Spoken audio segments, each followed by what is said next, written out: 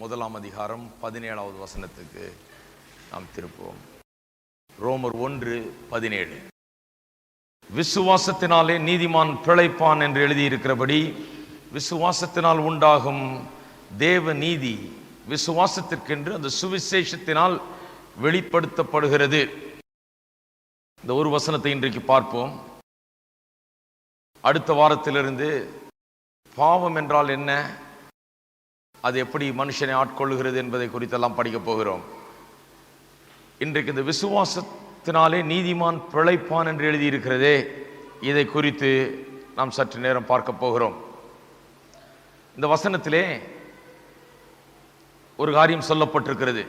விசுவாசத்தினால் உண்டாகும் தேவ நீதி விசுவாசத்துக்கென்று அந்த சுவிசேஷத்தினால் வெளிப்படுத்தப்படுகிறது. சுவிசேஷத்தை குறித்து அநேக வார்த்தைகளை, அநேக காரியங்களை நாம் சொன்னோம். இந்த முதல் பல வசனங்கள் அனைத்துமே சுவிசேஷத்தை குறித்த காரியங்கள். இயேசு கிறிஸ்துவின் சுவிசேஷம் எப்படிப்பட்டது என்பதை குறித்த காரியங்கள். கடைசியாக 16ஆம் வசனத்தை படித்தோம். சுவிசேஷத்தை குறித்து நான் வெட்கப்படேன் என்ற அப்போஸ்தலனாகிய பவுல் சொல்லுகிறார்.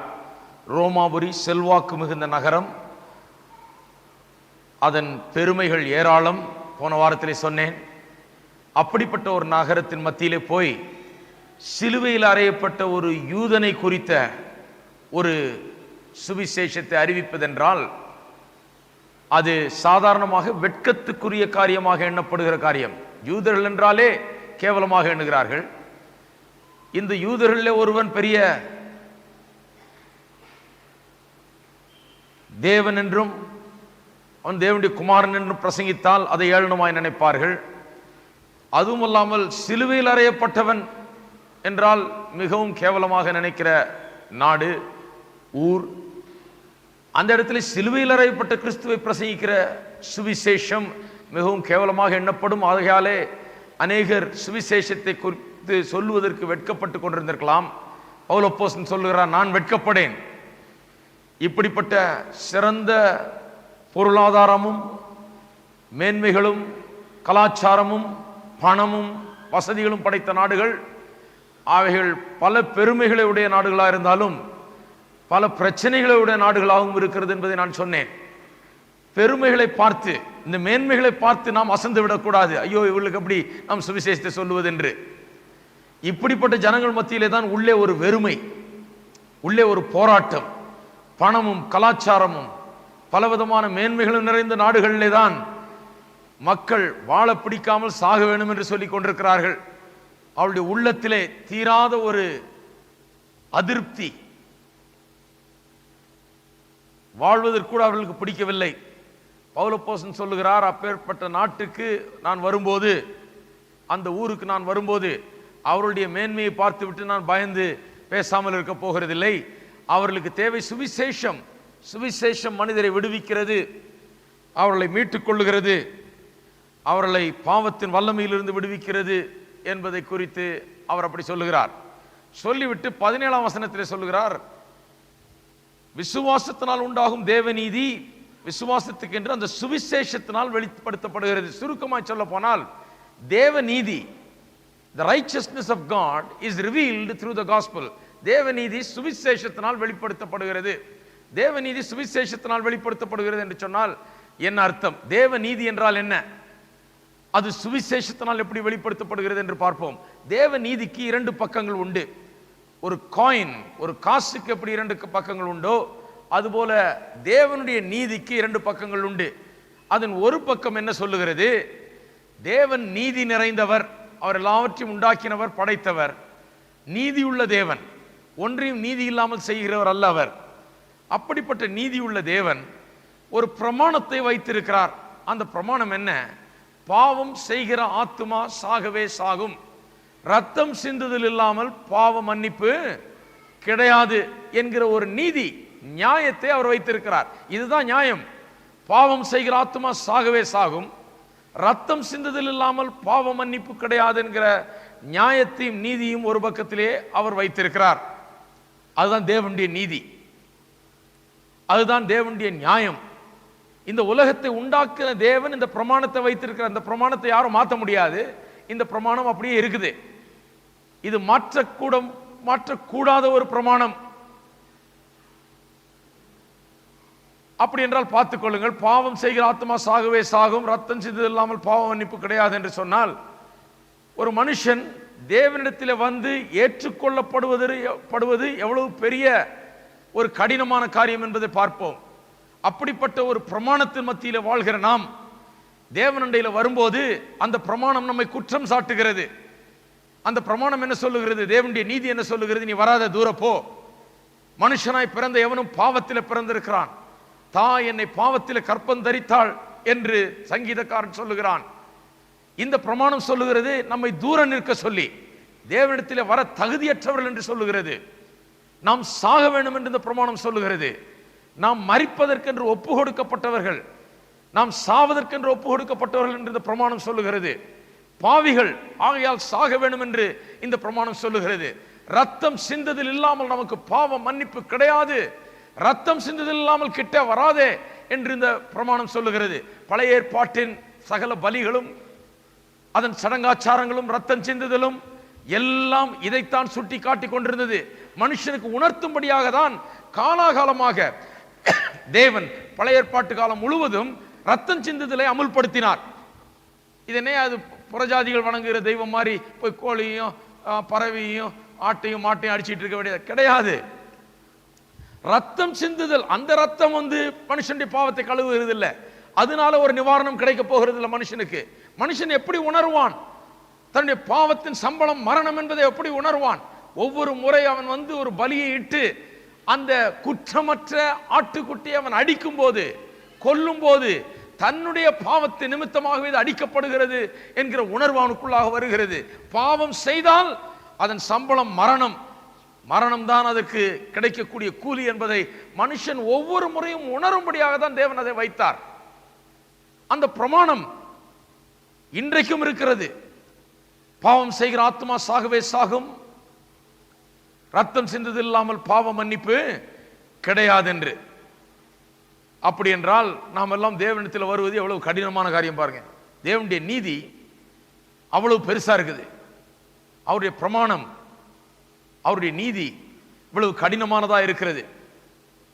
தேவனிடத்தில் வருவதற்கு வெறும் பெரிய அறிவுள்ளவர்கள், படித்தவர்கள், இன்டெலெக்சுவல்ஸ் தான் வர முடியும் என்று சொன்னால், இன்றைக்கு பாவம் படிக்காதவர்கள் எத்தனையோ பேர் இருக்கிறாங்க, அவங்க வர முடியாது, வருவது கடினம்.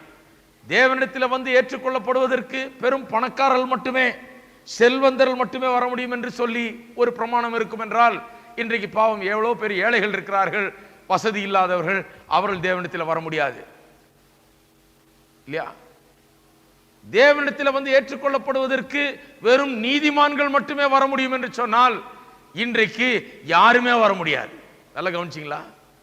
படிச்சவன் மட்டும் வரணும்னா படியாதவெல்லாம் தொலைஞ்சான், பணக்காரன் மட்டும் வரணும்னா ஏழைகளுக்கெல்லாம் வழி இல்லை, வர முடியாது. ஆனா நீதிமான் மட்டும் தேவனிடத்தில் வர முடியும், மற்றவர்கள் வர முடியாது என்று சொன்னால் நமக்கு யாருக்குமே வழி கிடையாது. The righteousness of God demands something which we can never come up with. நம்மால் கொடுக்க முடியாத ஒரு கிரயத்தை கொடுக்க சொல்லும்படி தேவனுடைய நீதி கட்டளையிடுகிறது. தேவனுடைய நீதி சொல்லுகிறது ரத்தம் சிந்ததெல்லாம் பாவ மன்னிப்பு கிடையாதுன்னு. நாம சொல்ல, சரியா ரத்தத்தை சிந்திடுறேன், என் கையில இருந்து என் காலில இருந்து ஒரு பாட்டில் ரத்தம் வேணா எடுத்துக்கொள்ளும், நான் என் ரத்தத்தை சிந்துறேன், தயவு செய்து எடுத்துக்கொள்ளும் என்று சொல்லுகிறோம். ஆனால் அவர் சொல்லுகிறார், உன்னுடைய ரத்தத்தை எடுத்துக்கொள்ள முடியாது, குற்றமற்ற ரத்தமா இருக்க வேண்டும், பாவம் இல்லாத ரத்தமா இருக்கு. எங்க போய் தேடுறது பாவம் இல்லாத ரத்தத்துக்கு? ஆட்டுக்குட்டியின் ரத்தமும் கடாக்களின் ரத்தமும் போதாது என்றாரு. அதெல்லாம் சும்மா நிழலாட்டம். என்னிடத்தில் நீ உன்னுடைய பாவம் மன்னிக்கப்பட்டு நீ உண்மையாகவே விடுதலை பெற வேண்டும் என்றால் குற்றமற்ற ரத்தம் தேவை என்று சொல்லுகிறார். நாம் செலுத்த முடியாத ஒரு கடன், நாம் செலுத்த முடியாத ஒரு கிரயத்தை அவர் கேட்கிறார். நம்மால் இங்க இருக்கிற யாராலும் செலுத்த முடியாது, மிகப்பெரிய பணக்காரனாலும் செலுத்த முடியாது, ஏழைக்கும் செலுத்த முடியாது, யாருக்கும் இந்த உலகத்தில் பிறந்த எவனும் செலுத்த முடியாத ஒன்றை அவர் கேட்கிறாரே. He is demanding something that we can never pay. செலுத்த முடியாத ஒன்றை கேட்டா எப்படி செலுத்துவது? இதுதான் தேவனுடைய நீதியின் இரண்டாவது பகுதி. ஒரு பகுதி சொல்லுது பாவம் செய்கிற ஆத்மா சாகவே சாகும், ரத்தம் சிந்தது இல்லாமல் பாவ மன்னிப்பு கிடையாது. ரத்தம் சிந்ததுன்னா பரிசுத்த ரத்தம், தூய்மையான ரத்தம், குற்றமற்ற ரத்தமா இருக்கணும். முடியாதே நிக்கிறோம். ஆனால் அந்த காயினின் இன்னொரு பகுதி சொல்லுகிறது, காசின் இன்னொரு பகுதி சொல்லுகிறது, நாம் செலுத்த முடியாது என்று தேவன் அறிந்து அதை நமக்காக அவரே செலுத்துகிறார். அவரே மனுஷனாக மாறி இந்த உலகத்துக்கு வந்தார். தேவன் மனுஷனாய் வந்தபடியினால் அவர் குற்றமற்றவர், பாவம் செய்யாதவர், பாவத்தில் பிறக்காதவர், பாவத்தில் கற்பந்தரிக்கப்படவில்லை, ஒரு மனுஷனின் உதவினால் பிறக்கவில்லை.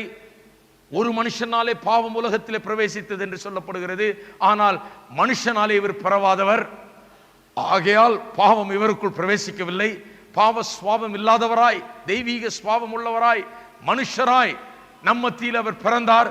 குற்றமுள்ள இரத்தத்தை நமக்காக அவர் கல்வாரி சிலுவையிலே சிந்தினார். இந்த தேவ நீதியை தான் சுவிசேஷத்தில் பிரசங்கிக்கிறோம். சுவிசேஷத்தில் என்ன பிரசங்கிக்கிறோம்? இந்த ரெண்டு பக்கத்தையும் பிரசங்கிக்கிறோம். எந்த ரெண்டு பக்கத்தை? ஒரு பக்கம் என்ன சொல்லுது? நாம் எல்லாரும் பாவிகள், ரத்தம் சிந்து இல்லாமல் பாவ மன்னிப்பு கிடையாது, இந்த கிரயத்தை நாம் செலுத்த முடியாது, நம்மால் செலுத்த முடியாத ஒன்று தேவைப்படுகிறது, நாம் தேவனிடத்தில் வர வேண்டும் என்றால். அதை சொல்லிவிட்டு இரண்டாவது பகுதியை சொல்லுகிறோம், நம்மால செலுத்த முடியாதனாலே தேவன் நமக்காக அதை செலுத்தி விட்டார்.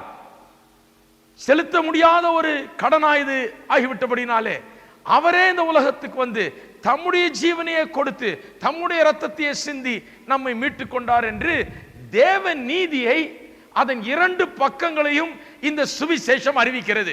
சுவிசேஷம்னா அதுதான். மனுஷன் பாவி, ரத்தம் சிந்தது இல்லாமல் அவனுக்கு பாவ மன்னிப்பு கிடையாது, அவனுடைய ரத்தம் உதவாது, அவன் கொண்டு வர்ற எதுவும் உதவாது, அவனால் செலுத்த முடியாத கடன் ஒன்று அவனுக்கு இருக்கிறது. இரண்டாவது பகுதி, தேவனே வந்து அந்த ரத்தத்தை சிந்தினார், தம்முடைய ஜீவனை விட்டார், அவனுக்காக அவரே மாசற்ற ரத்தத்தை சிந்தினார். ஆகையால் தான் அவருடைய விலையேற பெற்ற ரத்தம் என்று சொல்லுகிறோம். விலையேற பெற்ற ரத்தம் என்ன? Precious blood. அப்படி என்றால் என்ன? எந்த ரத்தமும் செய்ய முடியாது, இந்த ரத்தம் செய்யுது. ஆகையால் தான் விலையேற பெற்ற ரத்தம், விலை மதிக்க முடியாத ரத்தம். அது செய்யலன்னா வேற எதுவும் செய்யவே முடியாது என்று சொல்லுகிறோம். இதைத்தான் சுவிசேஷத்தில் பிரசங்கிக்கிறோம். ஆகையால் சொல்லுகிறார், விசுவாசத்தினால் உண்டாகும் தேவநீதி சுவிசேஷத்தினால் வெளியாக்கப்படுகிறது. அப்படி என்று சொன்னால் இந்த தேவ நீதி, மனுஷன் பாவி என்றும் ரத்தம் சிந்த இல்லாமல் பாவ மன்னிப்பு கிடையாது என்றும் தேவன் நமக்காக ரத்தம் சிந்தினார் என்றும் நாம் இப்பொழுது விசுவாசம் வைத்தால் நாம் தேவனிடத்தில் வரலாம், அதை நம்பி அதை விசுவாசித்து தேவனிடத்தில் வரலாம் என்றும் அந்த சுவிசேஷம் அறிவிக்கிறது. அந்த சுவிசேஷத்தில் இதுதான் அடங்கி இருக்கிறது. மனுஷன் பாவி, தேவன் அவனுடைய கிரயத்தை செலுத்தினார் என்று. இன்னொன்று சொல்லி இருக்கிறது, அந்த வசனத்தில் பார்த்தீர்கள் என்றால் இன்னொரு காரியம் சொல்லி இருக்கிறது. விசுவாசத்தினால் உண்டாகும் தேவநீதி விசுவாசத்திற்கென்று அந்த சுவிசேஷத்தினால் வெளிப்படுத்தப்படுகிறது. இங்க கொஞ்சம் காம்ப்ளிகேட்டடா இருக்கு, வாசிக்கும் போது ஒன்றும் வழங்க மாட்டேங்குது. ஆங்கிலத்திலே சொல்லி இருக்கிறது, the righteousness of God is revealed from faith to faith. விசுவாசத்திலிருந்து விசுவாசத்துக்கு வெளிப்படுகிறது என்று ஒரு பெரிய பிரசங்கியார் இதை குறித்து சொல்லுகிறார். விசுவாசத்திலிருந்து விசுவாசத்துக்கு வெளிப்படுதுன்னா என்ன அர்த்தமே புரியல. அவர் சொல்லுகிறார், அது என்ன சொல்லுகிறது என்றால், விசுவாசத்தோடு அதை ஏற்றுக்கொண்டு அதை நம்பி நீதிமானாக்கப்பட்ட ஒருவன் விசுவாசத்தோடு அதை ஏற்றுக்கொள்ளுகிறேன் என்று சொல்லுகிற இன்னொருவனுக்கு இதை கொடுக்கிறான். ஆகையால் தான் சொல்லி இருக்குது, இந்த நீதியை குறித்த காரியங்கள் விசுவாசத்தில் என்று விசுவாசத்திற்கு கொடுக்கப்படுகிறது. விசுவாசத்தினால் உண்டாகும் தேவநீதி விசுவாசத்துக்கென்று அந்த சுவிசேஷத்தினால் வெளியாக்கப்படுகிறது. விசுவாசம் உள்ள ஒருவன், விசுவாசியின் இடத்திலிருந்து ரட்சிக்கப்படாத ஒருவன் ஆனால் விசுவாசிக்கு ஆயத்தமாயிருக்கிறான் பாருங்க, அவனுக்குள்ளாக இது கொடுக்கப்படுகிறது. நாம் போய் சுவிசேஷத்தை சொல்லுகிறோம், அறிவிக்கிறோம், இந்த நீதியை பிரசங்கிக்கிறோம், நாம் அதை விசுவாசிக்கிறோம், நாம் அதை போய் சொல்லுகிறோம். இதுவரை விசுவாசியாதவன் உள்ளம் திறக்கப்பட்டு இதை குறித்த ஒரு தெளிவு கிடைத்து அவன் விசுவாசத்தோடு இதை ஏற்றுக்கொள்கிறான். ஆகையால் தான் faith to faith, விசுவாசத்திலிருந்து விசுவாசத்துக்கு போகிறது. நான் அதை விசுவாசிக்கிறேன், இவரிடத்தில் போய் சொல்லும் போது அவர் விசுவாசிக்க ஆயத்தமாக இருக்கிறார். என்னுடைய விசுவாசத்திலிருந்து அவருடைய விசுவாசத்துக்கு இது வெளிப்படுத்தப்படுகிறது. தேவன் பாருங்க, இன்றைக்கு உலகத்தில் இறங்கி வந்து எல்லாரையும் ரட்சித்தரலாம் வேணும் என்றால், இறங்கி வந்து எல்லா மனுஷரையும் ஒரே நிமிஷத்தில் அவர்களை ரட்சித்திரலாம். ஆனால் அப்படி அவர் செய்யறதில்லை. ஹியூமன் ஏஜென்சி நம்முடைய மூலமாக, நம் மூலமாக அதை செய்கிறார். ஏன் அப்படி நம் மூலமாக அதை செய்கிறார்? அவரே வந்து ஜனங்களை பிசாசின் பிடியிலிருந்து விடுவித்து, அந்தகார ராஜ்யத்திலிருந்து விடுவித்து, அவரே வந்து ஜனங்களுக்கு இதை சொல்லி அவர்களை விடுவித்தார் என்றால் பிசாசுக்கு ஒரு விதத்தில் ஒரு ஜெயம் போல இருக்கும். ஏனென்றால் இவரை விட பெரியவர் ஒருவர் வந்துதான் இவரை தோற்கடித்தார், இவரை விட பெரியவர் ஒருவர் வந்துதான் இந்த ஜனங்களை மீட்டுக் கொண்டார் என்று இருக்கும். ஆகையால் தான் ஏற்கனவே பாவத்தின் அடிமைத்தனத்தில் வாழ்ந்த நாம், அதிலிருந்து விடுவிக்கப்பட்ட நாம், விசுவாசிக்கிற நம்மை கொண்டு ஜனங்களிடத்திலே சுவிசேஷத்தை அவர் அறிவிக்க வைக்கிறார். நம்மை கொண்டு சுவிசேஷம் அவர்களிடத்தில் செல்லுகிறது, நம் மூலமாக செல்லுகிறது. நாம் ஜனங்களுக்கு சுவிசேஷத்தை சொல்லும் போது அவர்களை பிசாசின் அந்தகார சக்தியிலிருந்து விடுதலை ஆக்குகிறோம், விடுவிக்கிறோம். இதுதான் தேவனுடைய சித்தமாய் இருக்கிறது. அவர் நம் மூலமாக கிரியை செய்கிறார், சபையின் மூலமாக கிரியை செய்கிறார். விசுவாசம் உள்ளவன், விசுவாசித்தவன் போய் இன்னொருவனிடத்திலே, விசுவாசிக்க ஆயத்தமாயிருக்கிறவனிடத்திலே போய் சொல்லுகிறான். அவன் உள்ளத்தை திறந்து விசுவாசித்து ஏற்றுக்கொள்ளுகிறான். இது ஃபெய்த் டு ஃபெய்த் போக வேண்டும் என்பதுதான் தேவனுடைய சித்தமாயிருக்கிறது. ஏனென்றால் பிசாசின் பிடியில் இருந்தவர்களே போய் பிசாசின் பிடியில் இருக்கிறவர்களை வெளியே கொண்டு வருகிறார்கள் சுவிசேஷத்தை அறிவித்து. அதுதான் தேவனுடைய நாமத்துக்கு மகிமை உண்டாக்குகிறது. பிறகு என்ன சொல்லுகிறது? விசுவாசத்தால் நீதிமான் பிழைப்பான் என்று எழுதி இருக்கிறதாம். ஆபக்கூக் 2:4 அது எழுதப்பட்டிருக்கிறது. நிறைய பேர் நினைக்கிறார்கள் பழைய ஏற்பாட்டில் எல்லாம் கிரியை, புதிய ஏற்பாட்டில் தான் விசுவாசம் என்று. கிடையாது. பழைய ஏற்பாட்டிலேயே விசுவாசம் தான். பழைய ஏற்பாட்டை சரியா வாசித்தா புரியும். பழைய ஏற்பாட்டிலேயே விசுவாசம் தான் மெயின். விசுவாசத்தால் நீதிமான் பிழைப்பான் என்றது பழைய ஏற்பாட்டில் சொல்லப்பட்டிருக்கிறது. அந்த வசனத்தை அப்படியே 3 முறை புதிய ஏற்பாட்டிலே சொல்லப்பட்டிருக்கிறது. முக்கியமாக பவுலின் நிருபங்களிலே. இங்கே ரோமர் 1:17 சொல்லப்பட்டிருக்கிறது. ஆகையால் தான் சொல்றார் எழுதியிருக்கிறபடி என்று. ஏன்னா பழைய ஏற்பாட்டில் எழுதியிருக்கிறது. கலாத்தியர் 3:11 மறுபடியும் பவுல் சொல்லுகிறார் விசுவாசத்தால் நீதிமான் பிழைப்பான் என்று. எபிரேயர் 10:38 அநேகர் சொல்லுகிறார்கள் எபிரேயர் நிருபம் பவுல் அப்போஸ்தலனால் எழுதப்பட்டது என்று. அப்படியானால் 10:38 சொல்லுகிறார் விசுவாசத்தால் நீதிமான் பிழைப்பான் என்று. 3 இடங்களிலே விசுவாசத்தால் நீதிமான் பிழைப்பான், விசுவாசத்தால் நீதிமான் பிழைப்பான் என்று சொல்லப்பட்டிருக்கிறது. இந்த வசனம், விசுவாசத்தால் நீதிமான் பிழைப்பான் என்ற வசனம், இந்த புராட்டஸ்டன்ட் இயக்கம், மறுமலர்ச்சி இயக்கத்துக்கே வித்திட்ட ஒரு வசனமாயிருக்கிறது. இந்த மறுமலர்ச்சி இயக்கமே இந்த வசனத்தின் தெளிவு கிடைத்த பிறகுதான் அவர்கள் அந்த கத்தோலிக்க பாரம்பரியத்திலிருந்தும் மூட பழக்க வழக்கத்திலிருந்தும் ஜனங்கள் வெளியே வந்து இயேசுவை உண்மையாகவே விசுவாசிக்க ஆரம்பித்தார்கள். அதற்கு வித்திட்ட வசனம் இந்த வசனம்தான். பாருங்கள், ஆதியிலே சபை, திருச்சபை ஆரம்பிக்கப்பட்ட போது 1ஆம் நூற்றாண்டிலே நன்றாக போய் கொண்டிருந்தது. கொஞ்ச நாள் பொறுத்து பல பிரிவுகளாக அது பிரிந்தது. பல குழப்பங்களை சாத்தான் கொண்டு வந்தான் உபதேசத்திலே.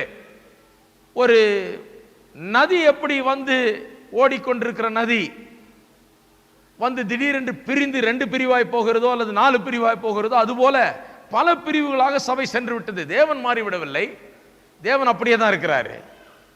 சபை, அவர் ஆரம்பித்த சபை அது அப்படியே தான் இருக்கிறது. ஆனால் ஜனங்கள் பல விதத்திலே அதை திரித்து பல விதமான உபதேசங்களை போதித்து அப்படியே கொண்டு போய்விட்டார்கள். அப்படிதான் இது போனது. ஒரு பெரிய ஹைவே மாதிரி வைத்துக் கொள்ளுங்கள். பெரிய ஹைவே என்று சொன்னால் நீளமாக அகலமாக இருக்கிற ஹைவே. இதுக்கு 2 பக்கத்திலேயும் சின்ன சின்ன ரோடுகள் போகலாம். வழி தெரியாம சிலர் இந்த ஹைவேல நேரா போறதுக்கு பதிலாக இங்க பக்கத்தில் எங்கேயாவது இந்த ரோட்ல திரும்பிடுறாங்க, அந்த ரோட்ல திரும்பிடுறாங்க. அவங்களுக்கு தெரிய மாட்டேங்குது.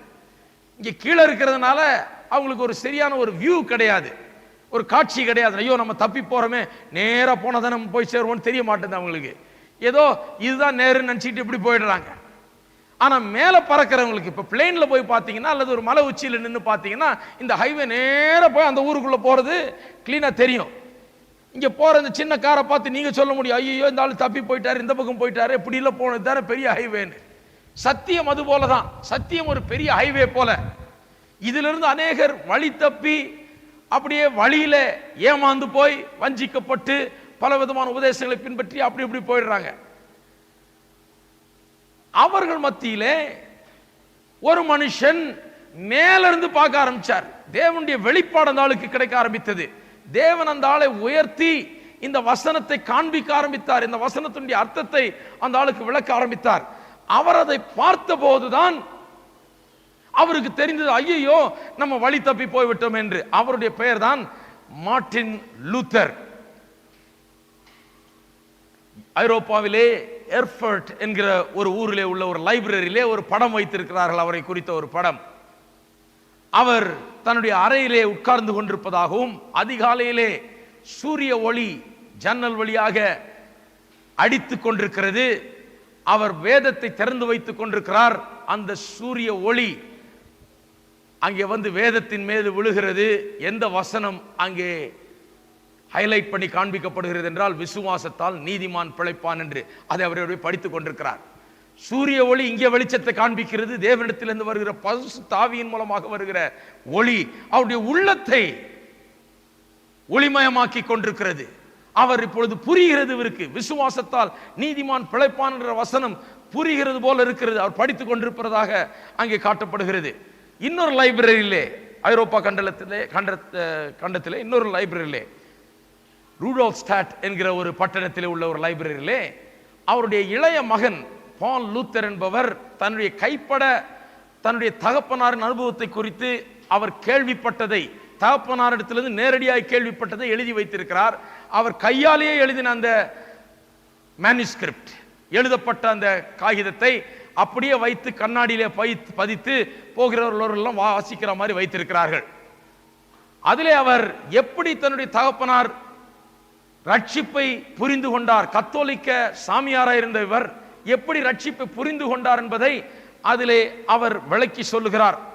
அவர் சொல்லுகிறார், நாங்கள்லாம் ஒன்றா உட்கார்ந்து கொண்டிருந்த போது, எங்கள் குடும்பமாய் நாங்கள் உட்கார்ந்து கொண்டிருந்த போது, சகல உறவினர்கள் பிள்ளைகள் எல்லாம் உட்கார்ந்து கொண்டிருந்த போது, என்னுடைய தகப்பனார் தான் ரட்சிக்கப்பட்ட விதம் என்ன என்பதை விளக்கினார் என்று சொல்லி அவர் கேட்ட கதையை, தன்னுடைய தகப்பனாரிடத்திலிருந்து கேட்ட சாட்சியை அப்படியே தன்னுடைய கைப்பட அவர் எழுதி வைத்திருக்கிறார்.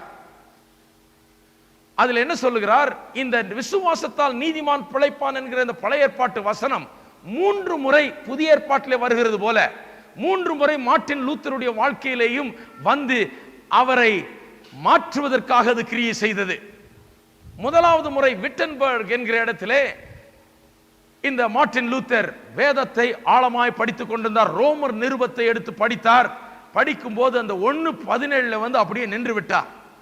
ரோமர் நிருபத்தை படிக்கும் போது 1:17 அவருக்கு ஒரு வெளிச்சம் அதை குறித்து உள்ளத்திலே ஆவியானவர் கொடுக்க ஆரம்பித்து விட்டார். அவர் தனிமையிலே அதை படித்தார். இதை குறித்து அவருக்கு உள்ளே ஒரு பெரிய ஆனந்தம், சந்தோஷம் அவர் உள்ளத்திலேயே சொல்லிக் கொண்டாராம். விசுவாசத்தால் நீதிமான் பிழைப்பான் என்று சொன்னால், பிழைப்பான் என்பது ஒரு ஜீவனை குறிக்கிறது. அப்படி என்றால் விசுவாசத்தில் வாழ்கிறவர்களுக்கு என்று ஒரு பிழைப்பு இருக்கிறது, ஒரு ஜீவன் இருக்கிறது. அது தேவனிடத்திலிருந்து வருகிற ஜீவன், அது ஈவாய் வருகிற ஜீவன் என்று சொல்லி தன்னுடைய உள்ளத்தை அந்த சத்தியத்திற்கு அவர் அன்றைக்கு திறந்து கொடுத்தாராம். அந்த சத்தியத்தின் ஒளி அவருக்குள்ளே வீச ஆரம்பித்தது. பல வருஷங்கள் கழித்து, பல வருஷங்களாக அந்த வசனம் அவருக்குள்ளாக இருந்து கொண்டே இருந்தது. விசுவாசத்தால் நீதிமான் பிழைப்பான், விசுவாசத்தால் நீதிமான் பிழைப்பான் என்று அடிக்கடி சொல்லிக் கொண்டே இருப்பாராம். அந்த வசனத்தினுடைய ஒளி அடித்துக் கொண்டே இருக்கிறது. பாருங்க, ஒளின்னு சொல்லும் போது, இல்லுமினேஷன் என்று சொல்லும் போது ஒரு பிளாஷ் மாதிரி சில நேரத்தில் எப்படி வருது இல்லுமினேஷன், எனக்கு வந்திருக்கு நிறைய நேரத்தில் இல்லுமினேஷன், வசனத்தை குறித்த ஒரு வெளிப்பாடு எப்படி வந்திருக்கு, திடீர்னு ஒரு பிளாஷ் மாதிரி போகும். எனக்கு ஞாபகம் இருக்குது, முதலாக நான் ஒரு கூட்டத்தில் உட்கார்ந்து கொண்டிருந்தேன். இயேசுவின் நாமத்தை குறித்து பிரசங்கித்தார்கள். அப்படியே முடியெல்லாம் நின்றுக்குச்சு. நான் ஏதானு அப்படியே உட்கார்ந்துட்டு ஒரு அரைகுறையாக உட்கார்ந்துட்டு இருந்தேன். ஒரு வேதாம கல்லூரியில் படிக்கிற மாணவனாக உட்கார்ந்து இருந்தேன். அவ்வளவு பெரிய ஒரு இன்ட்ரெஸ்ட் கிடையாது. பிரசங்கம் பண்றாங்க, நல்லா இருக்கும் போல இருக்கு அப்படின்னு கேட்டு உட்கார்ந்தேன். திடீரென்று எனக்குள்ளாக ஒரு வெளிச்சம், இயேசுவின் நாமத்தின் மேன்மையை குறித்து பிரசங்கிக்கிறார்கள். அப்படியே முடியெல்லாம் நின்றுக்குச்சு. அப்படியே நான் உட்கார்ந்து கேட்டேன். என் கண்கள் அப்படியே அந்த பிரசங்கியார் மேல பதிக்கப்பட்டிருந்தது. அந்த வார்த்தைகள் என்னுடைய உள்ளத்தில் ஆழமாய் சென்றது. அது ஒரு பிளாஷ் மாதிரி, ஒரு லைட்னிங் மாதிரி என்னுடைய உள்ளத்தை வந்து அப்படியே பாதித்து விட்டு சென்று விட்டது. அந்த பாதிப்பை என்னால் இன்னைக்கு கூட மறக்க முடியாது. ஒரு பிளாஷ் லைட்னிங் மாதிரி. ஆனா மறுபடியும் நான் பல இடங்களில் கூட்டங்களுக்கு சென்ற போது இப்படிப்பட்ட ஒரு இலுமினேஷன், ஒரு பிளாஷ் லைட்னிங் எனக்கு மறுபடியும் அடிக்க ஆரம்பிச்சது. விசுவாச போதனைகள், நான் நீதிமான் என்கிற போதனை, இப்படிப்பட்ட போதனைகளை நான் கேட்கும் போது மறுபடியுமாக எனக்குள்ள ஒரு வெளிச்சம் அடிச்ச மாதிரி. வெளிச்சம் வேகமா வரும், வேகமா போயிடும் இல்லையா? திருப்பி வருது போயிடுது. ஆனா அந்த வந்ததனுடைய பாதிப்பு எனக்கு அப்படியே இருக்கிறது. நான் முற்றிலும் புரிந்து கொள்ளவில்லை. ஆனால் போக போக இந்த illumination, ஒளி, சத்தியத்தை குறித்த வெளிச்சம் என்று சொல்லுகிறோமே, அது போக போக மறுபடியும் அடிக்க அடிக்க என்ன ஆச்சு? அறிவாய் மாறிவிட்டது. உள்ளத்துல தான் வெளிச்சம் அடிக்குது. எங்க அடிக்குது? உள்ளத்துல. ஆண்டவர் எங்க வெளிச்சத்தை காட்டுறாரு? இங்க மனுஷனுடைய ஆவியிலே காரியங்களை வெளிப்படுத்துகிறார். எனக்கு ஆவியிலே அந்த வெளிச்சம் கிடைத்தது, அது அறிவுக்கு வந்தது, அண்டர்ஸ்டாண்டிங்கா மாறிடுச்சு கொஞ்ச நாள் பொறுத்து. அதற்கு பிறகுதான் நானும் அதை போதிக்க ஆரம்பித்தேன். எல்லாருக்குமே இது நடக்க வேணும். கிறிஸ்தவ விசுவாசிகள் என்கிறவர்கள் ஏதோ கோயிலுக்கு போய் பைபிளை தூக்கிட்டு போய் 1 2 3 4ன்னு ஏதோ 4 பாயிண்ட் எடுத்துட்டு வந்தா பத்தாது. உங்களுக்கு தேவையானது டீச்சிங் பாயிண்ட்ஸ் கிடையாது, சத்தியத்தின் வெளிச்சம், சத்தியத்தின் ஒளி. இந்த சத்தியத்தை குறித்த ஒரு லைட்னிங், ஒரு ஃபிளாஷ் நமக்குள்ளாக வர வேண்டும். அதை நம்ம பாதிக்க வேண்டும். வெறும் பாயிண்ட் டீச்சிங் பத்தாது. நான் இன்றைக்கு வசனத்தை போதித்தால் பத்தாது. அதை குறித்த வெளிச்சம் ஜனங்களுக்குள்ளே உதிக்க வேண்டும் என்பது அவசியம். உதிக்குதா வெளிச்சம்? உதிக்கும். இங்க வரும்போது அப்படிப்பட்ட வெளிச்சம் உதிச்சது போல நேரிடும். அதை விட்டு விடாதீர்கள். அதை அப்படியே ஃபாலோ பண்ணுங்க. மறுபடியும் உதிக்கும், திரும்பவும் உதிக்கும், கேட்க கேட்க உதிக்கும், உதித்து கொண்டே இருக்கும். உள்ளத்தில் உதித்தது முதல்ல விளக்க முடியாதது, சரியாக புரிந்து கொள்ள முடியாத ஒன்று, ஏதோ வெளிச்சம் போல உதிச்சிட்டு போனது திடீர்னு என்ன ஆகும்? அறிவாய் மாறிடும். அதை நல்லா விசுவாசிப்பீங்க, அறிவோட அதை பின்பற்றுவீர்கள். அப்படிதான் எல்லாருமே விசுவாசிகள் இருக்க வேண்டும். உள்ளத்தில் பலகாலமாக விட்டன்பர்களை முதலாக இந்த வசனத்தை வாசித்து அதனுடைய வெளிச்சம் அடிச்சிருச்சு அவருக்குள்ள. அது முதற்கொண்டு அந்த வசனத்தினால் பாதிக்கப்பட்டவராய் விசுவாசத்தால் நீதிமான் பிழைப்பான் சொல்லிட்டு போயிட்டு இருந்தார். அவருடைய பிரயாணத்தின் போது பலோனா என்கிற ஒரு பட்டணத்துக்கு வந்தார். அந்த பட்டணத்திலே ஒரு கான்வென்ட்ல தங்கி இருந்து அங்கே அவர் வேதத்தை படித்துக் கொண்டிருந்த போது திடீரென்று வியாதிப்பட்டு விட்டார். வியாதிப்பட்டு படுத்த படுக்கையா இருந்து சாகர நிலமாய கொடும் வியாதி. அந்த வியாதியில் அவர் இருந்து கொண்ட போது செத்து விடுவோமோ என்கிற ஒரு பயம். செத்தால் நான் நியாய தீர்ப்பு நாளில் தேவன் முன்பாக நிற்க வேண்டுமே, என்னுடைய வாழ்க்கை எப்படி இருக்கிறது? தேவன் என்னை ஏற்றுக்கொள்வாரா? என்னை தள்ளி விடுவாரா? எனக்கு மோட்சமா நரகமா என்கிற சந்தேகம் சாமியாருக்கு. இவர் கத்தோலிக்க சாமியார். இவருக்கு சந்தேகம், நான் போய் சேர முடியுமா? என்னுடைய பாவங்கள் மன்னிக்கப்பட்டதா தெரியவில்லையே என்கிற ஒரு பயம், ஒரு ஆதங்கம் அவரை ஆட்கொண்டது. எப்படி நான் தேவனுக்கு முன்பாக நிற்பேன்? செத்தால் என்ன ஆகிறது? என்னுடைய பாவ உணர்வுகள் எனக்குள்ளே இருக்கிறது. நான் பாவி பாவி பாவி என்று ஏதோ ஒன்று எனக்குள்ளே சொல்லிக் கொண்டே இருக்கிறதே. நான் பாவியா இருக்கிறவன், எப்படி நான் தேவனுக்கு முன்பாக நியாய தீர்ப்பிலே போய் நிற்க முடியும் என்கிற ஒரு பயம் அவருக்கு உண்டாகிவிட்டது. அப்பொழுது மறுபடியுமாக இந்த ஃபிளாஷ் லைட்னிங், இல்லுமினேஷன் அவருக்கு வந்தது. அவர் முன்பாக விட்டன்பர்களை படித்த விசுவாசத்தினால் நீதிமான் பிழைப்பான் என்கிற வசனத்தை மறுபடியுமாய் பரிசுத்த ஆவியானவர் உள்ள லைட் போட்டு காமிக்கிறார். பளிச்சு நடிக்குது. மறுபடியும் அவர் சொல்லுகிறார், விசுவாசத்தால் நீதிமான் பிழைப்பான், விசுவாசத்தால் நீதிமான் பிழைப்பான் என்று. இன்னும் முழு வெளிச்சம் கிடைக்கல. பாவம் கத்தோலிக்க சாமியார் பாருங்க, அவருக்கு திடீர்னு எல்லாம் கிடைச்சிடாது. இதுல மூழ்கி இருக்கிறார் அவர். அதை கேட்டவுடனே விசுவாசத்தால் நீதிமான் பிழைப்பான் என்று கேட்டவுடனே அவருக்குள்ள ஒரு தைரியமும் ஒரு பெரிய ஒரு ஆறுதலும் உண்டானது. வியாதியிலிருந்து அவர் விடுபட்டார். அவர் அங்கிருந்து வியாதியில சுகமானவராய் எழுந்து போனார். ரோமாபுரிக்கு சென்றார். இதுதான் 3வது முறை. விசுவாசத்தால் நீதிமான் பிழைப்பான்ங்கிறது 3வது முறை இப்போ வரப்போகுது. ரோமாபுரியில் முதல்ல விட்டன்பர்கில், 2வது பலோனா என்கிற பட்டணத்தில், 3வது ரோமாபுரிக்கு செல்கிறார். ரோமாபுரியிலே cathedral church of saint John என்கிற ஒரு சபை இருந்தது, கத்தோலிக்க சபை. அங்கே 3 படிக்கட்டுகள் வைத்திருந்தார்களாம். 3 பலகையினால் செய்யப்பட்ட படிக்கட்டுகள். இந்த 2 புறமும் உள்ள படிக்கட்டில், இடதுபுறம் வலதுபுறம் உள்ள படிக்கட்டிலே ஜனங்கள் ஜெபத்தை சொல்லிக்கொண்டே ஏறிக்கொண்டு போவார்கள். இந்த நடுவில் உள்ள படிக்கட்டில் ஜனங்கள் முழங்கால் படியிட்டு ஏறிக்கொண்டு போவார்களாம். பக்தர்கள் வந்து முழங்கால் படியிட்டு ஏறிக்கொண்டு போகும்போது அந்த படிக்கட்டுகளில் ஒரு 2 3 படிக்கட்டில் கண்ணாடி பதித்திருக்கும். அந்த கண்ணாடிக்கு கீழே ரத்த துளிகள் தெரியுமா? அந்த ரத்த துளிகள் தெரிகிற அந்த படிக்கட்டிலே அவர்கள் அப்படியே முழங்கால் படியிட்டு அந்த படிக்கட்டை முத்தமிட்டு மறுபடியும் முத்தமிட்டு கும்பிட்டு கொண்டு அப்படியே செல்வார்களாம். அவர்களுக்கு என்ன சொல்லி வைத்திருந்தார்கள் ரோம கத்தோலிக்க சபையிலே? இந்த படிக்கட்டு வந்து பிலாத்துனுடைய விசாரணை அரங்கத்தில் இருந்த படிக்கட்டு. இதுல இயேசு ஏறி வந்தார். அப்பொழுது சிந்தப்பட்ட ரத்தங்கள் தான் இவைகள். இவைகள் தான் கண்ணாடியில பதித்து அற்புதமாக ரோமாபுரியிலிருந்து இது எருசலேமிலிருந்து இங்க ரோமாபுரிக்கு அற்புதமா வந்துருச்சு இந்த படிக்கட்டு. இந்த படிக்கட்டை தயவு செய்து தொட்டு கும்பிட்டுக்கோன்னு சொல்லி வச்சிருந்தாங்க. அதனால எல்லாம் படிக்கட்டு மேல முழங்கால் படிக்கிட்டு போய் எல்லாம் கும்பிட்டு போயிட்டு இருந்தான். இவர் என்ன பண்ணார்? இவர் ரோமாபுரிக்கு போயிருந்தப்ப போப்பாண்டவர் சொல்லி வைத்திருந்தாராம், இந்த படிக்கட்டிலே முழங்கால் படியிட்டு ஏறுகிறவர்களுக்கு பல விசேஷ புண்ணியங்கள் கொடுக்கப்படுகிறது என்று அறிவித்திருந்தாராம். போப்பாண்டவர் இப்படி சொல்லிட்டாரே, விசேஷமான புண்ணியங்கள் எனக்கு கிடைக்குதாமே, முழங்காலே போனா ஏதோ கிடைக்குதாமே சொல்லி இவரும் முழங்காலே மார்ட்டின் லூத்தர் என்ன பண்ணாராம், அந்த படிக்கட்டில் ஏற ஆரம்பித்தாராம். முழங்கால ஏறிக்கொண்டு அப்படியே அந்த இயேசுவின் ரத்தம் என்று சொல்லுகிறார்கள். இதுக்கு எந்த ஆதாரமும் கிடையாது, இதெல்லாம் சும்மா கதை கட்டி விட்டாங்க ஜனங்க செய்திட்டு போட்டோன்னு. இயேசுவின் ரத்தம் என்று சொல்லுகிறார்களே, அந்த படிக்கட்டு வரும்போது அதை தொட்டு கும்பிட்டு அந்த படிக்கட்டை முத்தமிட்டு கொண்டு அப்படியே கால் வலிக்க வலிக்க முட்டு வலிக்க வலிக்க ஏறிக்கொண்டு சென்றாராம். அப்படி ஏறிக்கொண்டு செல்லும் போது பரிசுத்த ஆவியானவர் மறுபடியும் அவருடைய உள்ளத்தில் பேசுகிறார். விசுவாசத்தால் நீதிமான் பிழைப்பான், விசுவாசத்தால் நீதிமான் பிழைப்பான் என்று மறுபடியுமாக பரிசுத்த ஆவியானவர் அவருடைய உள்ளத்திலே பேசுகிறார். உடனே அவருடைய மகன் சொல்லுகிறார், அவருடைய ஜெபத்தை உடனே நிறுத்தினாராம். அந்த இடத்தை விட்டு எழுந்தாராம். திடீரென்று ஒரு வெளிச்சம் உள்ள இப்படியே ஜெபத்தை சொல்லிக்கிட்டே போனவர், முத்தமிட்டுக்கிட்டே போனவர் ஜெபத்தை நிறுத்திவிட்டு விசுவாசத்தால் நீதிமான் பிழைப்பான் என்ற வார்த்தைகள் அவருடைய உள்ளத்திலே ஒலித்துக் கொண்டிருக்கிறது.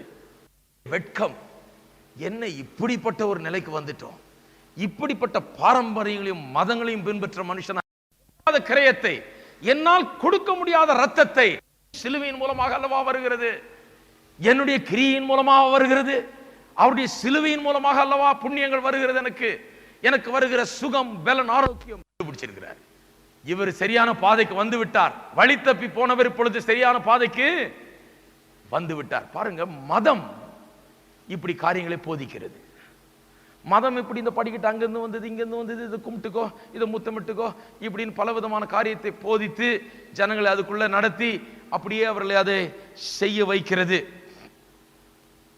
இன்றைக்கு பாருங்க, இந்த நம்ம ஊர்ல இருக்கிற மதங்கள்ல கூட அன்னைக்கு சொன்னேன் இல்லையா, ஒரு ஆளை இப்படியே படுக்க வச்சு 6 ஹுக்ஸ் இரும்பு கொக்கிகள் மாட்டி சரீரத்தில் அப்படி சதையில மாட்டி, இடுப்புல 2, இங்க தோல்ல 2, காலில் 2 மாட்டி அப்படியே இப்படியே போறான் ஆளு தொங்கிக்கிட்டு. பாவமா இருக்கு. என்னன்னு கேட்டா எப்படி கண்டடைகிறது? தேவன் வந்து இயேசுவின் வடிவிலே வந்து கல்வாரி சிலுவையில இவனுக்காக தொங்கினார். கொக்கியில இல்ல, ஆணி அடிக்கப்பட்டவராய், ஆணி கடாவப்பட்டவராய் கல்வாரி சிலுவையில தொங்கினார். இவனை தேடி வந்தார், இவனுக்காக வந்தார், இவனுக்கு தன்னை வெளிப்படுத்தும்படியா வந்தார். அவர் தொங்கினதை விட்டாங்க, இப்போ இவங்க தொங்கிட்டு இருக்கிறாங்க. மதம், இந்த மதங்கள் நிறைந்த நாட்டில் தான் நம்ம சுவிசேஷத்தை பிரசங்கிக்கிறோம். சுவிசேஷத்தின் மேன்மை என்ன? நீங்க தொங்க வேண்டாம்யா, நீங்க படிக்கட்டு ஏற வேணாம், நீங்க வேணாம், நீங்கள் புனித வேணாம், நீங்க எந்த நதி வேண்டியதில்லை, நீங்க தலைகளா நிற்க வேண்டியதில்லை, நீங்க அதை பண்ண வேண்டியதில்லை, இதை பண்ண வேண்டியதில்லை. தேவன் உங்களை தேடி வந்திருக்கிறார். பாவிகளை ரட்சிக்கும்படியாக கிறிஸ்து இயேசு உலகத்திற்கு வந்தார். அதுதான் சுவிசேஷம். நீங்கள் அந்த கிரயத்தை செலுத்த முடியாது, நீங்கள் செய்யற ஒன்னும் சரிபடாது, வேஸ்ட். அது நீங்க கொக்கியில இன்னைக்கெல்லாம் தொங்கலாம், இந்த பக்கம் விட்டு அந்த பக்கம் ஈட்டிய ஒன்னும் சரிபடாது. உங்களுடைய ரத்தத்தை நீங்கள் சிந்தலாம், உங்கள் சரீரத்தை எரிக்க கொடுக்கலாம், ஒன்றுமே போதாது உங்களை ரட்சிக்கும்படியாக. இதுதான் சுவிசேஷம். மதம் என்ன சொல்லுது? நீ செய்ய உன்னுடைய கிரியை, நீ முத்தமிடு, இந்த படிக்கட்டில் ஏற உனக்கு புண்ணியம் கட்டிக்குவ, அந்த நதியில போய் முழுங்கிட்டு வா உனக்கு புண்ணியம் கிடைக்கும், இந்த மலைக்கு ஏறிட்டு வா உனக்கு புண்ணியம் கிடைக்கும். நாங்க சொல்றோம், எந்த புண்ணியமும் எதிலிருந்து வர முடியாது. கர்த்தராகிய இயேசு கிறிஸ்துவின் சிலுவையின் மூலமாக தான் எல்லா புண்ணியங்களும் நமக்கு வந்து சேர்ந்திருக்கிறது. ஹல்லேலூயா. எத்தனை பேர் நம்புறீங்க? இந்துக்களை சொன்ன இப்படி எல்லாம் பண்றாங்க, பாவம் தெரியாம பண்றாங்க. நல்ல ஜனங்க தான், கத்தோலிக்கர்கள் கூட தான். ஆனா நம்ம ஜனங்கள் எடுத்துங்க. ஹலோ, இருக்கிறீங்களா? அதிர்ச்சி வருது. இப்போ லைட் அடிக்கணும். நம்ம ஜனங்கள் எடுத்துங்க, பெந்தோஸ்து ஜனங்கள் எடுத்துங்க, இவங்களோட மேன்மையானவங்க நினைக்கிறீங்களா? இவங்களும் இதே தான் பண்ணிட்டு இருக்கிறாங்க. இவர்களுக்கு என்ன? தங்களுடைய பிரதிஷ்டைகள். ஒரு நாள் இந்த விலையேறப்பட்ட உடுப்புகள் எல்லாம் நான் உடுத்த மாட்டேன், உங்களை மாதிரிலாம் நான் உடுத்த மாட்டேன்யா, நான் பிரதிஷ்டை பண்ணிட்டேன். நான் சொல்றேன், இந்த பிரதிஷ்டை எதுக்கு? பல ஆண்டுகளுக்கு முன்பதாக ரோமர்கள் நிறுவத்தை ஒருவர் போதித்து நான் கேட்ட போது, நான் கேட்ட போது எனக்குள்ளே ஒரு வெளிச்சம் அடிக்க ஆரம்பித்தது. நான் அந்த மாதிரி உலகத்திலிருந்து வந்தவன், பிரதிஷ்டையை மேன்மைப்படுத்துற உலகம். இனிமேல் நான் கரிமீன் சாப்பிட மாட்டேன், இனிமேல் நான் செருப்பே போட மாட்டேன், இனிமேல் நான் நல்ல மெத்தையில படுக்க மாட்டேன், இனிமேல் நான் நல்ல சட்டையை போட மாட்டேன், இனிமேல் நான் எனக்கு ஒன்றும் செய்துக்க மாட்டேன், நான் இப்படியே தாழ்மையிலேயே வாழ போகிறேன் அப்படின்னு சொல்ற பின்னணியிலிருந்து வந்தவன் நான். அதைத்தான் என் வாழ்நாள் முழுக்க கேட்டேன். அதுதான் பரிசுத்தம், அதுதான் ஆவி. கிட்டத்தட்ட இதுக்கு தான் சம்மானம், படிக்கிட்டு ஏறுற மாதிரி தான் இது. இதை பண்றதுக்கு போய் முட்டி போட்டு படிக்கிட்டே ஏறிட்டு வந்துடலாம். ரெண்டும் ஒண்ணுதான் நான். இவருடைய எதுக்கு நம்முடைய பிரதிஷ்டை? நான் இன்னைக்கு கந்த சட்டையை போட்டுட்டு வந்தா அதனால நான் எனக்கு என்ன உண்டாகுது? பரிசுத்தம் உண்டாக முடியுமா? என்னுடைய கந்தையில பரிசுத்தம் உண்டாக முடியாது. என்னுடைய கந்தை எம்மாத்திரம். அவர் அடித்து நொறுக்கப்பட்டார், நிர்மாணமாக்கப்பட்டார். அவருடைய வஸ்திரம் எனக்கு அந்த வெளிச்சம் உதிக்க ஆரம்பிச்சிருச்சு. விசுவாசத்தால் நீதிமான் பிழைப்பான். புரிஞ்சுக்கிட்டா திடீர்னு இதை நான் பின்பற்ற போகிறது இல்லை. இந்த பிரதிஷ்டைகள் வேணாம், என்னுடைய மேன்மைகள் வேணாம், என்னுடைய எல்லாம் நம்முடைய கிரியை, நம்முடைய கிரியில தான் எல்லாம் நடக்குது. ஒருத்தர் சொல்றார், ஒருத்தர் செத்து போயிட்டார். அது பற்றி இன்னொருத்தர் சொல்றாரு, எனக்கு ஒரு ஊழியக்காரர் செத்தது. அவர் பாவங்க ஜனங்களுக்காக உபவாசம் இருந்து இருந்து இருந்து உடம்ப நாசமாக்கிட்டாருங்க, அதனாலேயே செத்து போனார். பெரிய தேவனுடைய மனுஷன், உபவாசம் இருந்து இருந்து இருந்து இருந்து அவர் சரீரமே கெட்டு போச்சு. உபவாசம் இருந்து ஜனங்களுக்காக ஜெபிச்சபடினால தான் அவர் செத்து போயிட்டார். நான் சொன்னேன், ஐயா, விசுவாசத்தால் நீதிமான், விசுவாசத்தால் நீதிமான் சாமான் எழுதியிருக்கா? நல்லா சொல்லுங்க. விசுவாசத்தால் நீதிமான், விசுவாசத்தால் என்ன சாக சொல்லையா வேத வசனம்? விசுவாசத்தால் நீதிமான் பிழைப்பான் எழுதி இருக்கிறது. நான் எதுக்கு உபவாசம் இருந்து என்ன சாகடிச்சுக்கணும்? எனக்கு உபவாசம் இருக்க வேண்டும் என்கிற அவசியத்தை உணர்ந்தேன் என்றால், நான் தேவனுடைய சமூகத்தில் நேரத்தை செலவழிக்க வேண்டும் என்ற அவசியத்தை உணர்ந்தால் சரி, ஒரு நாள் 2 நாள் இருக்கிறதா. ஆகையால் இப்படி என்ன சரீரத்தை கெடுத்துக்கிற அளவுக்கு நான் ஜனங்களுக்கு ஜெபம் பண்ணேன்னு சொல்லி இப்படி நான் என் ஜெபத்தினாலதான் அவங்களுக்கு என்னமோ ஆகிற மாதிரி நான் உபவாசம் இருக்கிறது கிடையாது. ஹலோ, சாரிங்க, இருக்கிறீங்களா? ஐயோ பாஸ்டர் எனக்காக உபவாசம் இருந்து ஜெபிக்கலையா? ஒருத்தர் சொல்றாங்க, பாஸ்டர் ஏன் வரல என் வீட்டுக்கு? 6 மாசமா வரல. நான் வந்து என்ன ஆக போகுது? நீங்க வந்து வசனத்தை கேட்டா ஏதாவது ஆகும். ஹலோ, நான் வர வேண்டியதுதான். எப்பாவது வர்றேன், உங்களை விசாரிக்கிறேன், ஜெபிக்கிறேன். மாசம் மாசம் வரணும், 2 வாரத்துக்கு ஒரு வீட்டுக்கு வந்துட்டு போகணும். அது எப்படி அவர் வரவே இல்லை 3 மாசமா அப்படின்னீங்கன்னா நீங்க இன்னும் புரிந்து கொள்ளவே இல்லை, வசனத்தையே புரிந்து கொள்ளல, சரியான விசுவாசியே கிடையாது. அப்படிப்பட்ட விசுவாசி. நான் வர்றதுனால என்ன ஆக போறது? ஏன் எங்க ஆளுங்களை அனுப்பிச்சு நான் வாரம் வாரம் கூட தான் அனுப்ப முடியும். இதுக்குன்னு 10 ஆளுகளை வச்சு ட்ரெயின் பண்ணி நான் வாரம் வாரம் அனுப்பிச்சிட்டு கூட தான் இருக்க முடியும். அதனால என்ன ஆக போகிறது? புதிதாக வருகிற விசுவாசிகள், இன்றைக்கு வந்து ரட்சிக்கப்படுகிறவர்கள், ஞானஸ்தானம் எடுக்கிறவங்களுக்கு கொஞ்சம் அடிக்கடி போய் பார்த்து அவர்களை ஸ்டடி ஆகிற வரைக்கும், இதெல்லாம் புரிகிற வரைக்கும் அவர்களை நாங்கள் ஸ்டடி பண்றோம் தான். 10 வருஷமா விசுவாசிக்கிற 4 மாசமா ஏன் வரல அவர் என் வீட்டுக்கு? நான் சொல்றேன், ஐயா நான் வந்து என்ன ஆக போகுது? நான் வந்த உடனே நீங்க கேக்க வாங்குறதும் பஃபா வாங்குறதும் பிரியாணி செய்யறது இதுதான் சரியா இருக்குது. நான் வந்து ஒன்னாக போறது இல்லைங்க.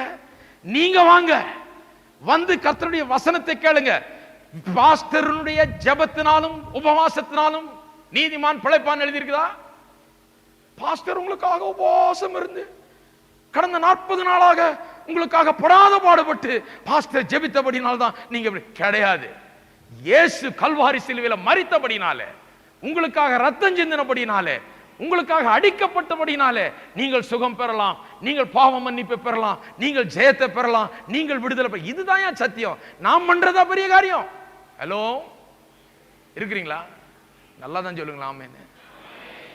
சிலர்லாம் முழிக்கிறாங்க, ஓஹோ நான் செய்யறதுக்கு எல்லாமே அர்த்தம் இருக்குது. சிலருக்கு அப்படி நினைப்பு, அவர் வந்து ஜெபிக்க மாட்டாரா? அவர் ஜெபிச்சாதான். நான் ஜெபிச்சா என்ன ஆக போகுது? நீங்க ஜெபிச்சா ஆகும் சொல்லி தரதுக்கு தானே நான் இங்க இருக்கிறேன்.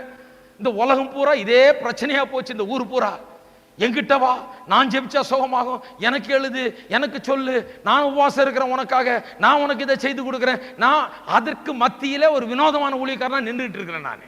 நான் சொல்றேன், என்கிட்ட வராதீங்க, என்கிட்ட எழுதாதீங்க, என்கிட்ட சொல்லாதீங்க, வந்து கர்த்தருடைய வசனத்தை கேளுங்க. விசுவாசத்தால் நீதிமான், விசுவாசத்தால் நீதிமான்.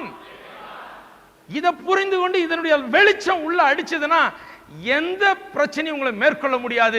நீங்கள் பிழைப்பீர்கள், சாக மாட்டீர்கள். நீங்கள் ஜெயிப்பீர்கள், தோற்க மாட்டீர்கள்.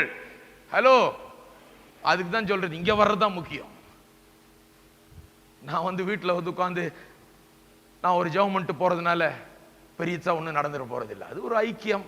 வர்றோம், இங்கே பார்க்க முடியல, பேச முடியல, வந்து ஒரு 10 நிமிஷம் சந்தோஷமா பேசிட்டு இருந்துட்டு உங்களை இன்னும் ஆழமா உங்கள்கிட்ட பேச முடியுது. அவ்வளவுதான ஒழிய உங்களை விசாரிக்க முடியுது. உங்களுடைய ஜெப தேவையை சொன்னா நான் ஜெபிக்கிறோம் தான்.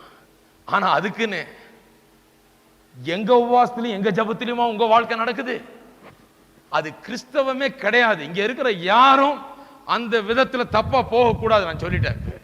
அப்புறம் அப்படி இப்படின்னு போயிட்டு என்கிட்ட தான் ஐயோ அவர் சொன்னாருங்க என் மேல காத்து கருப்பு இருக்குதுன்னு, அங்கேயே போங்க சொன்னா. நான் சொல்றேன் உங்க மேல ஆவியானவர் இருக்கிறாருன்னு. ஹலோ, விசுவாசிக்கு என்ன காத்து கருப்பு? விசுவாசிக்கு என்ன பிசாசு பிடிக்கும்? விசுவாசிக்கு என்ன பிசாசு கிரிய? நாங்கள் போதிக்கிறோம் விசுவாசியை பிசாசு மேற்கொள்ள முடியாதுன்னு. வேதத்தில் அதுதான் சொல்லி இருக்கிறது. நீங்க அங்கெங்கயாவது ஊரெல்லாம் சுத்திட்டு எல்லா இடத்துக்கு போய் அவர் சொன்னாருங்க ஏதோ கருப்பா தெரிஞ்சுதாங்க, ஏன் அடுப்பாங்கரையில் என்னமோ கருப்பா கிளம்பி வந்துதாங்க சிம்னில இருந்து, அவர் பார்த்தாராங்க, எனக்கு சொன்னாருங்க, 7 வாரம் வர சொல்லி இருக்கிறாருங்க சனிக்கிழமை தோறும், 7 வாரம் வந்தா சரியா போயிடும். அப்படியே போயிடுங்க, உங்களுக்கு விமோச்சனமே கிடையாது. அப்படி பண்றவங்களுக்கு, அப்படி பண்ற ஆட்களுக்கு விமோச்சனமே கிடையாது. நான் சொல்றேன், இங்க வர்றது வேஸ்ட். இங்க வந்து ஒண்ணு நடக்க போறதில்லை. இங்கேயும் கேட்டுக்கிட்டு அங்கேயும் கேட்டுக்கிட்டு நடக்க போறதில்லை. ஒண்ணு இதை நம்புங்க, அல்ல அதை நம்புங்க. நான் சொல்லுகிறேன், வேத வசனம் சொல்லுகிறதை சொல்லுகிறேன். உங்களுக்குள்ள எந்த அசுத்தாவியும் கிடையாது, உங்களை எந்த பிசாசும் மேற்கொள்ள முடியாது. நீங்க தேவனுடைய பிள்ளைகள், நீங்கள் ராஜாக்கள், அரசாளுகிறவர்கள், ஜெயிக்கிறவர்கள். பிசாசை ஜெயித்த இயேசு உங்களுக்குள் இருக்கிறார், நீங்க அவருக்குள்ள இருக்கிறீங்க. நாங்க சொல்றோம் இங்க அதை நம்பினீங்கன்னா அதன்படி நடக்கும். இல்ல அவங்க சொன்னாங்க காத்து இருக்குது, கருப்பு இருக்குது, அடுப்பாங்கரையில பூதம் இருக்குதுன்னா இதையே யோசிச்சுட்டு போனா பூதம் வந்துடும் கண்டிப்பா. அப்புறம் பூதம் வந்து ஆட ஆரம்பிச்சிடும். அப்புறம் ஆட ஆரம்பிச்சிடும். ஐயோ பாஸ்டர், நான் நல்ல விசுவாசி, திடீர்னு ஆடுது, என்ன நான் என்ன பண்றது? ஆட வச்சுட்டாங்க. அங்க போறீங்கல்ல, அங்கதான் ஆட வைக்கிறாங்க. அதுல அவங்களுக்கு ஒரு சந்தோஷம். பிரசங்கம் பண்றதுக்கு ஒண்ணும் கிடையாது. இதை எதையா சொல்லி ஆட வச்சு, ஹோ இயேசு நாமத்தில் சொல்லி இப்ப சரியா போச்சுன்னு சொல்லி நாங்க பெருசா செய்துட்டோம். ஹலோ, இருக்கிறீங்களா? சில நேரத்தில் ஸ்ட்ராங்கா சொல்ல வேண்டியதா இருக்குது. இங்க இருக்கிற யாரும் அப்படி செய்வது அர்த்தமற்றது. இவ்வளவு உபதேசத்தை கேட்டுட்டு, இவ்வளவுத்தை கேட்டுட்டு விசுவாசத்தால் நீதிமான் பிழைப்பான் என்கிறது குறித்த வெளிச்சம் உண்டாகாம நீங்க படிக்கிட்டே வேலை செய்தீங்கன்னா பிரயோஜனமே கிடையாது. அன்றைக்கு எழுந்திருந்த மார்ட்டின் லூத்தர் அந்த இடத்திலிருந்து வெட்கத்தோடு ஓடினார். ரோமர் 1:17 பிடித்துக் கொண்டார். விசுவாசத்தால் நீதிமான் பிழைப்பான். இனிமே மனுஷனுக்கு முன்னால் நான் அறிக்கை செய்ய போறதில்லை, இனிமே மரப்பலகையில ஏற போறதில்லை, நான் கண்டதையும் முத்தமிட போறதில்லை, நான் புனித ஸ்தலங்களுக்கு போக போறதில்லை, எதையும் தேட போறதில்லை.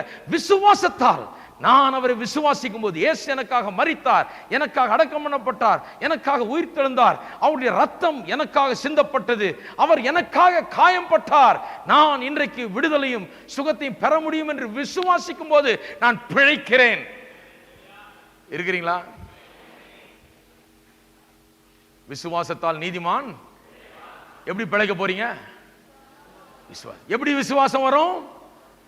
கேள்வினால் வரும், கேள்வி தேவனுடைய வார்த்தையினால வரும். விசுவாசத்துல தான் பிழைக்கணும். அவர் ஜெபத்துல இவர் ஜெபத்துல தான் பிழைக்காதீங்க. எல்லா ஜெபத்திலையும் பிழைச்சிக்கிட்டு இருக்காதீங்க. எதுல பிழைக்கணும்? விசுவாசத்தால் பிழைக்க வேண்டும். ஒருத்தங்க சொல்றாங்க, அவங்க 10 தடவை வந்து விசிட் பண்றாங்க. பண்ணட்டும், அவங்களுக்கு வேற வேலை கிடையாது. பொழுதன்னைக்கு நாளைக்கு நாளெல்லாம் எந்திரிச்சிட்டு 10 தடவை விசிட் பண்ணிட்டு தான் இருப்பாங்க. அவங்களுக்கு வேற யாரும் கிடையாது, வேலையும் கிடையாது, ஒரு ஆத்மா கிடையாது. அங்கே 10 பேர் தான் இருக்கிறாங்க. இந்த 10 பேரை தினந்தோறும் போய் இருக்க பார்த்துட்டு வந்துடுறாங்க. இங்க அதை செய்யறது இல்லை. நாங்க அதை செய்தால் தவறு செய்கிறவர்களாகி விடுவோம், நாங்கள் கெடுத்து விடுவோம் ஜனங்களை. 10 தடவை உங்களை சும்மா வந்து விசிட் பண்ணா நாங்களே உங்களை கெடுக்கிறோம். என்ன கெடுக்கிறோம்? எங்களை நம்பி இருங்க, எது ஒண்ணா நாங்க இருக்கிறோம், நாங்க தான் எல்லாம் செய்வோம், எங்க உபவாசம் தான், எங்க ஜபம் தான், எங்க வல்லமை தான், எங்க வரம் தான், எங்க இதுதான் கிரியை செய்துன்ற நாங்க கெடுக்கிறவர்களாயிடும். ரட்சிக்கப்படுற புதுசா ரட்சிக்கப்படுற விசுவாசியை கொஞ்சம் அடிக்கடி சந்திக்கிறோம். ஆனா கரெக்ட் லைன்ல கொண்டு வந்துட்டு அப்புறம் வசனத்தை போதிக்கிறோம். வசனத்தை இங்க கேட்டாலே ஆள் மாறிடணும். ஹலோ, இருக்கிறீங்களா? நம்ம பிரதிஷ்டை வீண், அதை பற்றி பேசவே கூடாது. நான் நல்ல சட்டம் போடுறது. ஆண்டவர் பாருங்க, ஏதேன் தோட்டத்தை உண்டாக்கி அதுல பழங்கள், மரம், செடி, கொடி எல்லாம் மிருகங்களையும் வச்சு நீ இதை ஆண்டுக்கொள், நீ ராஜா மாதிரி இரு, தேவனாவே இருட்டாரு. அந்த தோட்டத்துக்கு நீ என்ன மாதிரி எனக்கு சப்ஸ்டியூட்டா நீ இரு, தேவன் நீ தான் தேவன், இதுக்கு போ அப்படின்ட்டார். நீ தான் இதுக்கெல்லாம் ஆண்டவர்ன்ட்டார். எல்லாம் வந்து எல்லாம் அவன் என்ஜாய் பண்ணலாம். அப்பேற்பட்ட உலகத்துல மனுஷனை வச்சார். நீ ஒரு நல்ல சட்டை போட்டாலே உலகம், ரொம்ப உலகம் இது அப்படின்னா எங்க போயிட்டு முடிச்சிட்டு பாரு, எங்க கொண்டு போய் விட்டாங்க பாருங்க. நம்மள எவ்வளவு தூரத்துல கொண்டாந்து விட்டாங்க பாருங்க. எல்லாத்தையும் கொடுத்து நீ தான் தேவன், ஆண்டுக்கொள், ராஜா மாதிரி இருக்கியான்னு சொல்லிட்டு போயிட்டார் ஆண்டவர். இன்னைக்கு ஒரு நல்ல சட்டை போட்டாலே உலகம், இதெல்லாம் ஆடம்பரம், இதெல்லாம் ஆகாது, இதெல்லாம் ஆவிக்குரிய ஜாவி. என்ன அது உபதேசம்? ஹலோ, இருக்கிறீங்களா? இருந்தா ஒரு ஆமென் சொல்லுங்க. விசுவாசத்தால் நீதிமான், மறுபடியும் எல்லாரும் சொல்லுவோம், விசுவாசத்தால் நீதிமான் பிழைப்பான். சிலர் செல்ஃப் டினையல், அதாவது தன்னைத்தானே வெறுக்கிறார்களாம். தன்னைத்தானே வெறுக்கிறாங்க. தன்னைத்தானே வெறுத்து சிலுவை எடுத்துக்கொண்டு என்னை பின்பற்ற கடவுள்னு சொல்லியிருக்குது வேதம். தன்னைத்தானே வெறுத்துனா தன்னுடைய சுய சித்தத்தை வெறுத்து, துய இஷ்டத்தை செய்யறதை வெறுத்து, தான் இஷ்டப்படி வாழ்றதை வெறுத்து தேவனுடைய சித்தத்தை செய்யறதுக்கு ஒப்பு கொடுக்க வேணும்னு சொல்லியிருக்குது ஒழிய தன்னைத்தானே வெறுத்துனா இந்த சரீரத்தை கொண்டு போய் முள் படுக்கையில படுக்க வச்சு ஆணி அடிச்சு அது மேல படுக்க சொல்லியிருக்காரு. அது மதம். நல்ல சட்டை போடுறத பார்த்து இது உலகம் ஆடம்பரம் சொல்றது மதம். நீ ஆண்டுகொள், நீ அரசாளு, எல்லாம் உன்னுடையது, அனுபவின்னு சொல்லுகிறது கிறிஸ்து. ஹலோ,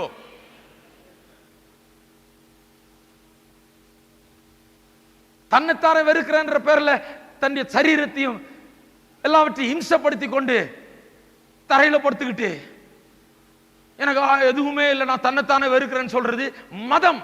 அது மதம். நம்ம ஆளுங்க நிறைய பேர் இருக்காங்க அந்த மாதிரி. நல்ல வெளிச்சம் வரட்டும், அந்த மாதிரி ஆளுங்களை பார்த்தீங்கன்னா தெரிஞ்சுங்க, இது மதம். அதனாலதான் நான் தாடி வளர்க்கறது இல்லை. ஹலோ, அது மதம்.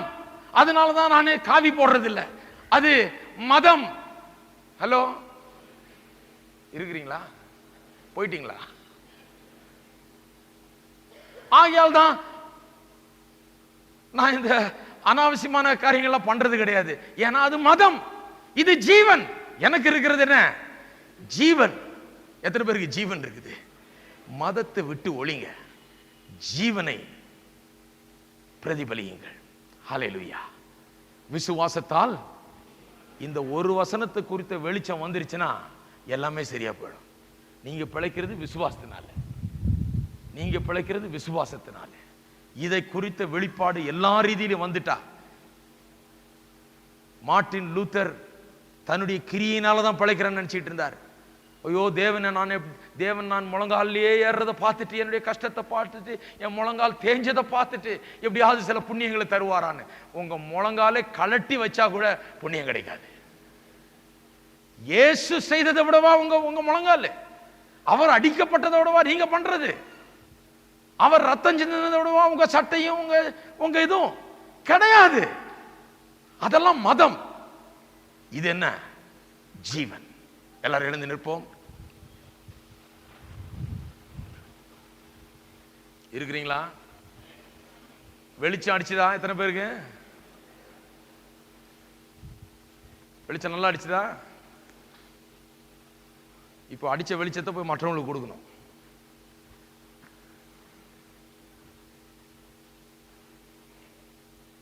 கர்த்தர் உங்களை நேசிக்கிறார். நீங்க இந்த மாதிரி படிக்கட்டு ஏறணும், இதை முத்தம் கொடுக்கணும், அங்க போய் முழுகிட்டு வரணும். அவர் எல்லாத்தையும் செய்து முடிச்சிட்டார். அதான் நற்செய்தி, அதான் சுவிசேஷம். வேற எதை பிரசங்கிச்சாலும் அது மதம். வேற எதை பிரசங்கிச்சாலும் அது மதம். சட்டையை மாத்தி ஜடையை மாத்தி இதெல்லாம் மதம். இயேசு எல்லாத்தையும் செய்துட்டார், அதுதான் ஜீவன். அதைத்தான் பிரசங்கிக்கிறோம்.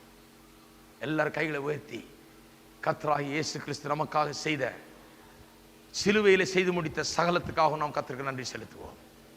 ஹல்லேலூயா, ஸ்தோத்திரம். மதத்துக்கு அடுத்தவர்கள் இல்லை நாம். ஹல்லேலூயா, ஸ்தோத்திரம். மார்ட்டின் லூத்தர் போலவே இன்றைக்கு நீங்கள் உங்களுடைய மத பாரம்பரியங்களிலிருந்து எழுந்திருங்கள். மத பாரம்பரியத்தில் மூழ்கி கிடக்கிறவர்கள், அதை உள்ள வைத்துக் கொண்டிருக்கிறவர்கள், இதுதான் மார்க்கம் என்று நினைத்துக் கொண்டிருக்கிறவர்கள், அதிலிருந்து எழுந்திருங்கள், அதை விட்டு ஓடுங்கள். தேவன் உங்களை அதை செய்ய சொல்ல அவர் உங்களை ஏற்றுக்கொள்ளுகிறார். பாவியாக ஒருவன் வந்தால் அவனை ஏற்றுக்கொள்கிறேன் என்றார். ஒண்ணுல விசுவாசம் வச்சா போதும். என்னை விசுவாசிக்கிறவன் நித்திய ஜீவனை பெறுவான் என்று இயேசு சொல்லி இருக்கிறார். விசுவாசிக்கிறதா, வேற ஒண்ணும் கிடையாது. நீங்க அங்கங்க தேடி ஓட வேண்டியதில்லை, விசுவாசித்தனாலே உண்டாகிறது. இப்பொழுது ஒரு நிமிஷம் நாம் அமைதலாக இருப்போம். இன்றைக்கு இயேசு கிறிஸ்துவை நான் சொந்த ரட்சகராக ஏற்றுக்கொள்ளவில்லை. எனக்காக இவ்வளவு பெரிய காரியத்தை செய்து வைத்திருக்கிறார், ஆனால் நானும் வெறும் மதம் மார்க்கத்தை நம்பி இருக்கிறேன், என்னுடைய செயலை நம்பி இருக்கிறேன், என்னுடைய புண்ணியங்களை நம்பி இருக்கிறேன், அங்கேயும் இங்கேயும் போய் நான் முயற்சி எடுத்துட்டு இருக்கிறேன். ஐயா, இன்னைக்கு நற்செய்தியை நான் கேட்டேன், இயேசு எனக்காக எல்லாவற்றையும் செய்துட்டார், தேவன் என்னை நேசிக்கிறார், கிறிஸ்துவை அனுப்பி எனக்காக எல்லாவற்றையும் செய்து முடித்து விட்டார். ஆகையால் நான் இன்றைக்கு அதை ஏற்றுக்கொள்கிறேன், அதை விசுவாசிக்க போறேன். நான் இனிமே என்னுடைய கிரியைகள், என்னுடைய புண்ணியம் அல்ல, நான் அங்கெங்க போகிறதில்லை, இதை செய்யறதில்லை, இயேசுவை இன்றைக்கு விசுவாசிக்கிறது தான் எனக்கு ரட்சிப்பை உண்டாக்க போகிறது என்பதை நான் அறிந்திருக்கிறேன். அவரை ஏற்றுக்கொள்ள விரும்புகிறேன். இன்று முதல் இயேசுவை நான் பின்பற்றுகிறேன், எனக்காக எல்லாவற்றையும் செய்த தேவனை நான் வணங்க போகிறேன் என்று சொல்லுகிறவர்கள், இன்றைக்கு இயேசுவை ஏற்றுக்கொள்ள விரும்புகிறேன் சொல்லுகிறவர்கள் கையை உயர்த்தி காண்பீங்கள். இன்றைக்கு இயேசுவை ரட்சகராக ஏற்றுக்கொள்ள விரும்புகிறவர்கள் சீக்கிரமாய் கையை உயர்த்தி காண்பீங்கள். உங்களுக்காக ஜெபிக்க போகிறேன். இயேசுவை ரட்சகராக ஏற்றுக்கொள்ள விரும்புகிறவர்கள் சீக்கிரமாய் சீக்கிரமாய், சிலர் வைத்திருக்கீங்க, இன்னும் கொஞ்சம் பேர் இருக்கீங்களா? சீக்கிரமா உயர்த்தி காண்பீங்க. உயர்த்தினவர்கள் சீக்கிரம் முன்னுக்கு வாங்க. இயேசுவை ஏற்றுக்கொள்ள விரும்புகிறவர்கள் சீக்கிரம் முன்னுக்கு வாங்க, சீக்கிரம் வாங்க. ஹல்லேலூயா. டின்னலுக்கு முன்னாடி அப்படின்னு